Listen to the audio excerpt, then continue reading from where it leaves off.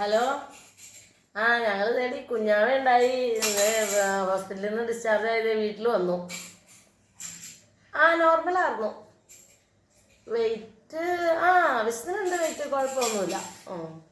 പിന്നെ അങ്ങനെ കറക്റ്റ് ആരോടും അങ്ങനെ പറയണില്ല. ശരി എന്നാ, ആയിക്കോട്ടെ, തിരക്കില്ല. എൻ്റെ പൊന്നെ, വിളിക്കണവർക്ക് ഓരോന്ന് അറിഞ്ഞ. കൊച്ചിൻ്റെ വെയിറ്റ് അറിഞ്ഞ എന്തിനാ? കൊച്ചിൻ്റെ വെയിറ്റ് അറിഞ്ഞിട്ട് ഇനി ബീനയുടെ മക്കളുടെ ഡെലിവറി ഇന്നലെയായി കാണൂലോ എന്ന് ചോദിക്കട്ടെ. ഹലോ ബീന, കുഞ്ഞാവുണ്ടായാ? എന്തുവായാ?